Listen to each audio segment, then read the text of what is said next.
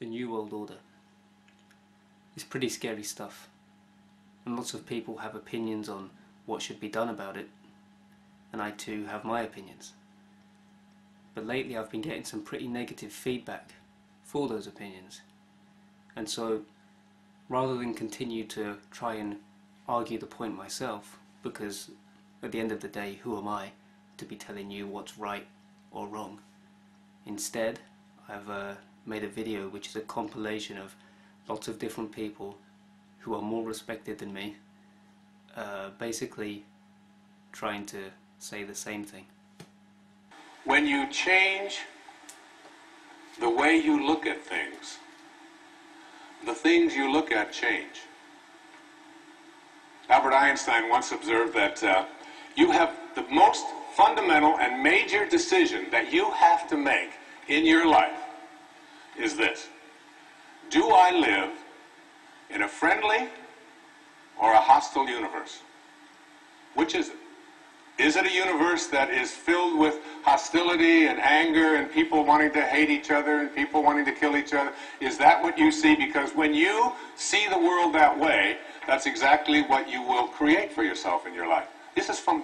If you get into the realms of fear, fear is a very slow, dense, vibrational state. And the more you embody fear, and the whole of this manipulated society is globally, is structured to make us fear, to make us have stress, to make us worry about tomorrow, and have guilt about yesterday, and forget about now. It brings us into a slow vibrating, dense state. We should be very careful about what we believe about the future. The more you attach to a belief system, the more, if reality is holographic, you're helping create it by believing it. And you know, the great clairvoyant Edgar Cayce said that our every thought, that reality is built out of thought, and our every thought starts to build reality, and we're like, every thought is like a spider, we're like spider spinning web, and that web starts to build and build. All you have to do then is primarily take responsibility for your state of consciousness now. Now. And this is what the entire teaching really is about. What is my state of consciousness at this moment? Am I generating disturbance? Am I generating negativity? Am I generating conflict and suffering for myself and others?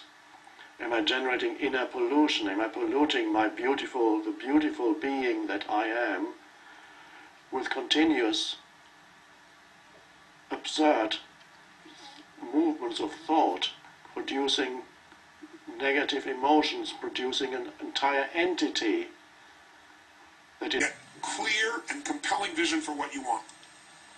If your body's not where you want it to be, I tell you there's one simple reason. It's not your focus. No, I focus on it. I focus all the time on how fat I am. No. See, if you focus on crashing into the pole, trying not to, the more you try not to, what you focus on, that's where the energy goes, that's where you go. Right? We all know that.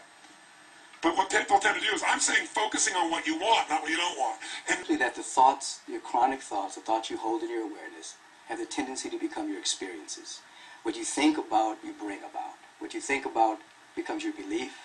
What you believe becomes the perception by which you view life, and your perception basically determines your experience. It's very, very basic. Science would corroborate the fact that your thoughts are units of energy that become experience, that become behavior, that become habit, that become even symptoms in the body.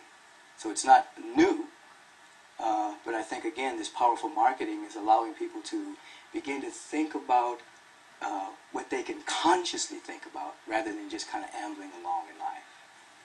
So is it the power of positive thinking? I don't call it the power of positive thinking, because you can be positive that you're broke, but I call it affirmative thinking. So it's life on the affirmative. So you're placing your attention on love, on harmony, on service, on power, on joy, which we teach are really the natural states of your being. And as you keep bringing your attention there, then the world, the universe kind of shapes itself around where your attention is. So let me call your attention to a great power which is under your control, said Mr. Carnegie. A power which is greater than poverty, greater than the lack of education, greater than all of your fears and superstitions combined. It is the power to take possession of your own mind and direct it to whatever ends you may desire. This profound power, Mr. Carnegie continued, is the gift of the Creator, and it must have been considered the greatest of all of his gifts to man, because it is the only thing over which man has the complete and unchallengeable right of control and direction.